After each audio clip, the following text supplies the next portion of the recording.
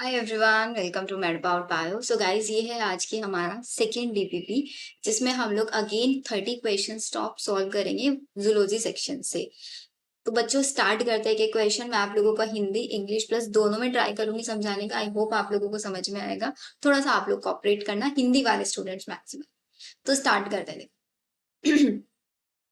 First question, CO is more toxic than CO2। अब ये question जिसने मेरी प्रीवियस वीडियोस देखी है ना, उसको अब क्वेश्चन ऐसे लग रहे होंगे कि मैम हमें तो क्वेश्चन याद हो चुके हैं, बार बार सेम ही टाइप के रिपीट हो रहे हैं। क्योंकि ऐसा ही आप लोगों को जब एग्जैक्टली आप लोग एम्स का एग्जाम देने बैठोगे ना, तब आप लोग ऐसे ही लगेगा ये क्वेश्चन तो शिवानी मैम ने कराया हुआ था, इसका तो हमें आंसर पता है। पढ़ना भी नहीं पड़ेगा आप लोगों को क्वेश्चन, इतने ज्यादा कॉन्फिडेंट आप उस दिन रहोगे।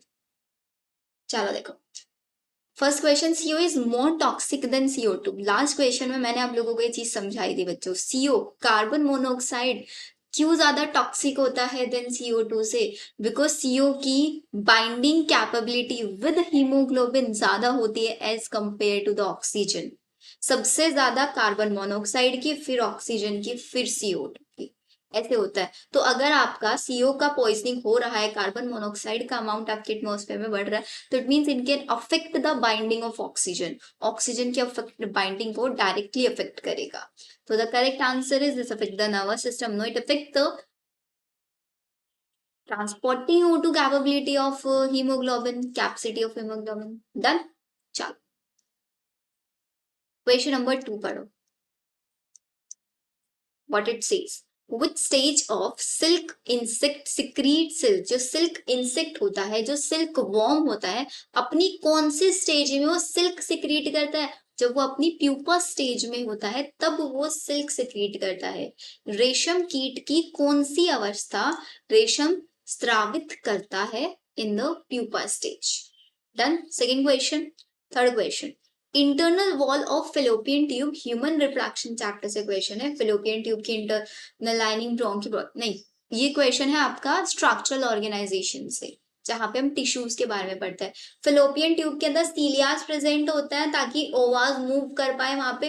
ब्रोंक्यूल्स के अंदर भी सीलिया प्रेजेंट होता है ताकि डस्ट पार्टिकल्स को ट्रैप कर पाए अपने अंदर। तो इसका मतलब वहां पे सिलिएटेड होना चाहिए नहीं? आंसर देख लो अब सिलिएटेड का। सो the correct answer ciliated epithelium. Hindi में पढ़ो, फेलोपियन नलिका ब्रोंकाई और ब्रोंक्यूल्स की आंतरिक भित्ति किसकी बनी होती है? एक इस तो मेरे को याद है, भित्ति का मतलब होता है मेम्ब्रेन या वॉल।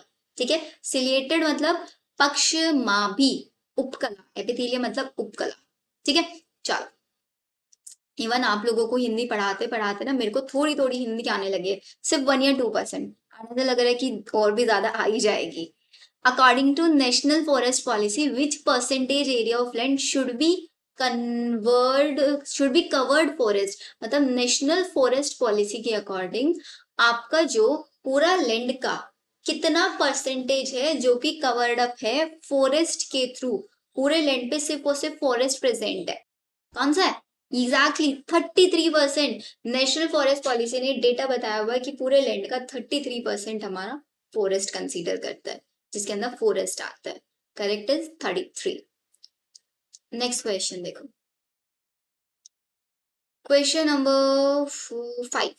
3,4 बेंजो पायरोन हो गए कोजेस। 3,4 बेंजो पायरोन क्या कोज करते हैं? It causes lungs cancer. ये हम लोगों ने human health and disease chapter में कैंसर वाले टॉपिक में पढ़ा है, जहां पे हम लोगों ने कार्सिनोजेंस के बारे में पढ़ा था, chemical carcinogens. 6, green house gases CO2 CFC, ये सब आती है। CO2 CFC सब में, CO2 CFC CH4 and NH3 नहीं होता। CO2 CFC CH तो SO2 नहीं, N2O होता है। Exactly, so the correct answer is this. Greenhouse gas है, Hindi English same. Next question number 7। All biological classification of two kingdom classification is divided into. जब हमारा to kingdom classification किसने दिया था? देखो एक शॉर्ट सी ट्रिक बताती हूँ। LECH, L Carolus Linnaeus, two kingdom classification इन्होंने दिया था, प्लांट्स और एनिमल्स में डिवाइड किए थे। E for Ernest, three kingdom classification दिया था। C कॉपलैंड, 4 किंगडम क्लासिफिकेशन दिया था। H Whittaker, 5 kingdom classification. Leech, LEECH होती है, उसकी स्पेलिंग चेंज करके LECH कर दो। Linnaeus, E for Ernest, C for Copeland, H for Whittaker. 2, 3, 4, 5। अब क्या बोल रहे हैं, two kingdom classification, plants and Animalia, Plantae and Animalia. Question number 8, the mechanism of improvement of human society को improve करने का mechanism by favouring controlled and regulated reproduction between the person of desired character, सिर्फ और सिर्फ desired characters के बीच में ही reproduction हो, इस मैकेनिज्म को बोलते हैं eugenics. This is known as eugenics, मतलब सुजीवनिकी। दिस इज सुजीवनिकी। हिंदी में पढ़ो, वांछिक लक्षणों वाले व्यक्तियों के बीच, मतलब ऐसे जिनके पास अच्छे कैरेक्टर्स प्रेजेंट है, उन्हीं के बीच में रिप्रोडक्शन होगा तो एक नया डिजायर्ड कैरेक्टर डेवलप होगा। नियंत्रित व चयनित जनन करा के मानव जाति की उन्नति को कहते हैं सुजीवनिकी। डन। ये आपका थोड़ा आउट ऑफ एनसीईआरटी है। This is out of NCERT again.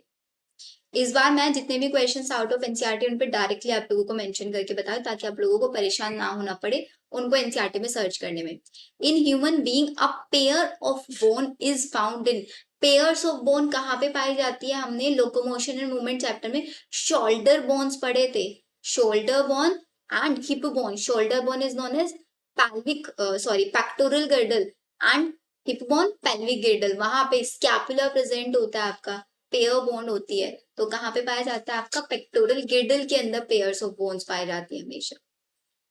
Question number 10, asthmatic attack increases in certain seasons due to, कुछ निश्चित ऋतुओं में अस्थमा के दौरों में वृद्धि होने का कारण, क्योंकि सीजनल पोलन ग्रेन्स प्रेजेंट होते हैं। सीजनल पोलन ग्रेन्स क्या करते हैं, आपके रेस्पिरेटरी ट्रैक्ट में जाके इन्वॉल्व हो जाते हैं, रेस्पिरेटरी ट्रैक्ट में आप लोगों के जाके इंटेक्ट हो जाता है, जिसकी वजह से रेस्पिरेटरी प्रॉब्लम्स आती हैं, अस्थमा के सबसे ज्यादा केसेस पाए जाते हैं। तो हमारा आंसर होगा first A, inhalation of seasonal pollen grains. Question number 11, sperms are produced in, sperms किसके अंदर बनता है, sperms are produced in seminiferous tubule. Human reproduction chapter से क्वेश्चन है। 1 से 3 सेमिनिफेरस ट्यूब्यूल्स प्रेजेंट होते हैं जिनके अंदर आपका स्पर्म का प्रोडक्शन होता है। स्पर्मेटोगोनिया सेल्स प्रेजेंट होती है उसकी जर्मिनल एपिथेलियम की लाइनिंग्स के ऊपर, वहां से आपका स्पर्म फॉर्म होता है by the process of spermatogenesis. 12 question, the total number of ओवा प्रोड्यूस फ्रॉम 100 प्राइमरी oocyte, मेरे पास 100 प्राइमरी oocyte है, तो भाई एक प्राइमरी oocyte से एक ही ओवा का फॉर्मेशन होता है, तो 100 से टोटल 100 ही बनेंगे।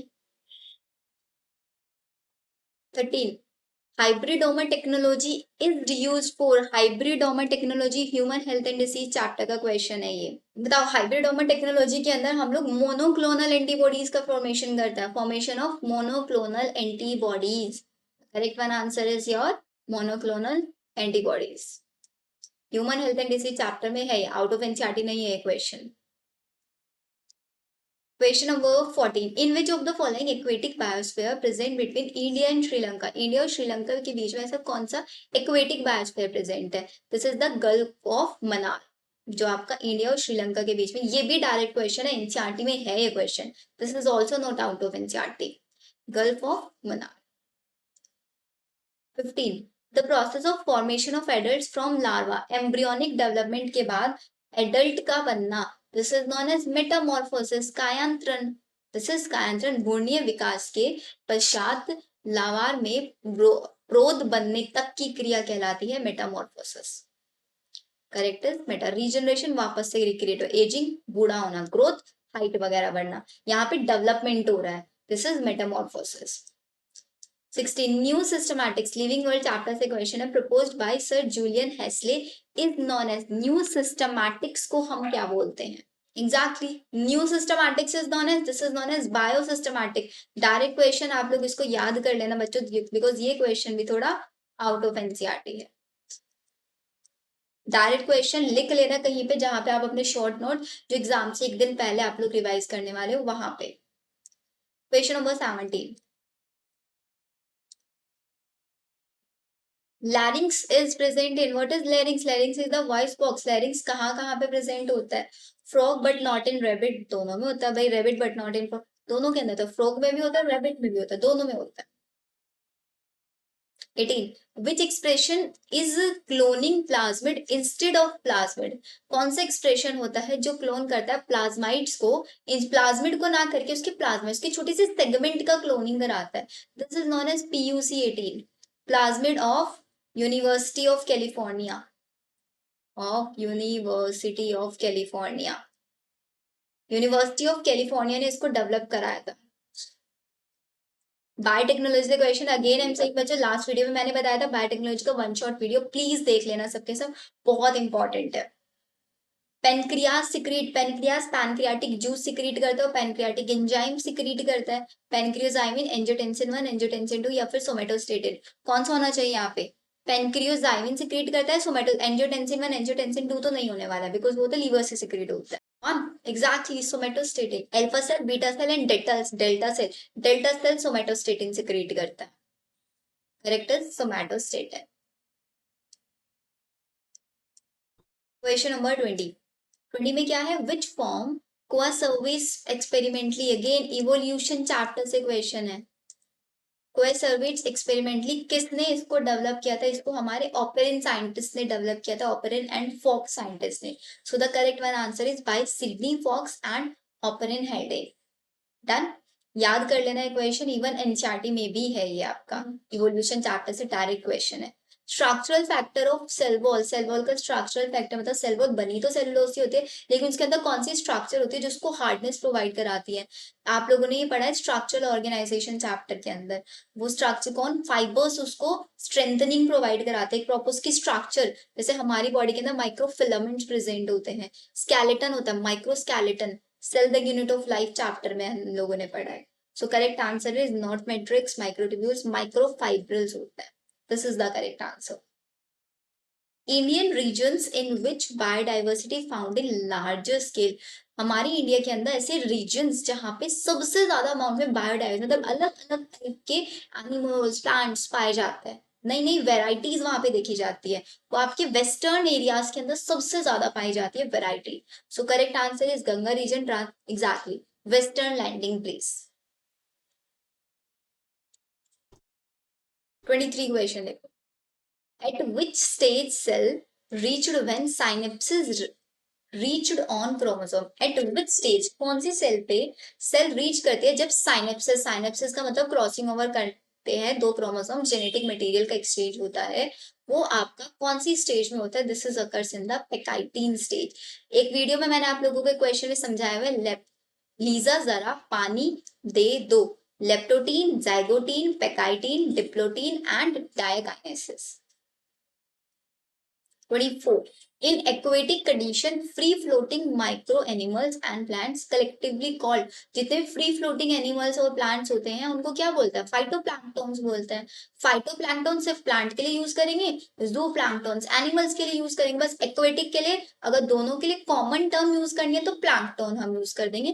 प्लैंक्टन और हिंदी में हम इनको बोल देते हैं प्लवक, किसी जलीय वातावरण में सूक्ष्म जंतुओं और पौधों को एक साथ कहते हैं प्लवक, ठीक है।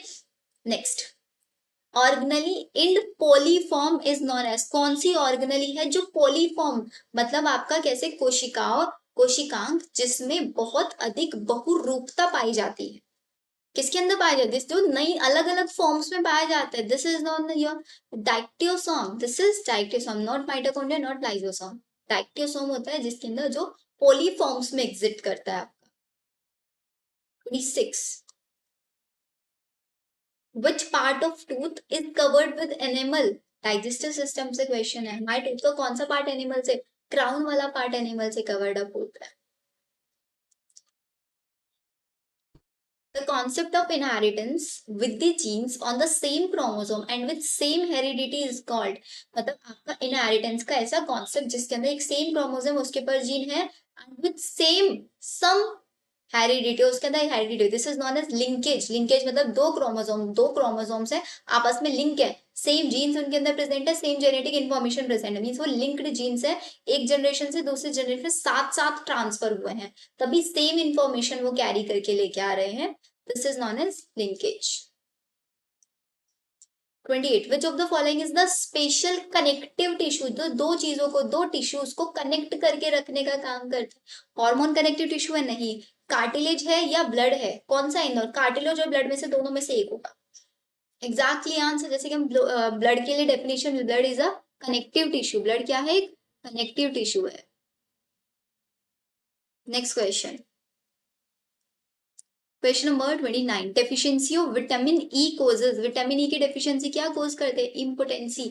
विटामिन सी स्कर्वी के थ्रू होता है आपका, दिस इज इम्पोटेंसी, नपुंसकता, इनफर्टिलिटी।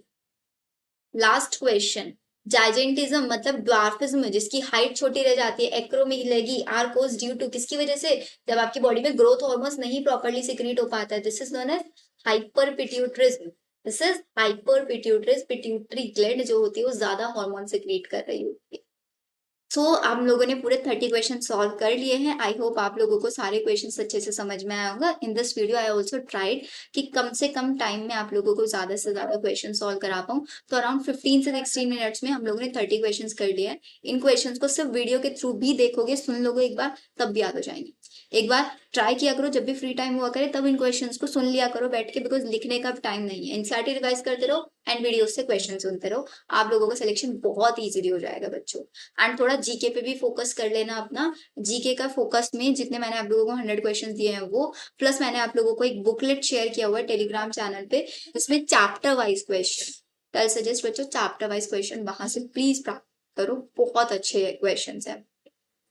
सो अगर वीडियो अच्छा लगे प्लीज लाइक करना, शेयर करना एंड अपने फ्रेंड्स के साथ शेयर करना, and also please do subscribe. इसके साथ साथ बच्चों बेल आइकन भी प्रेस करके रखना, सो दैट आपको जितनी भी मेरी नई नई वीडियो आती हैं आप लोगों को इंस्टेंटली उनके बारे में नोटिफाई हो जाए। मिलते हैं नेक्स्ट वीडियो में, बाय बाय।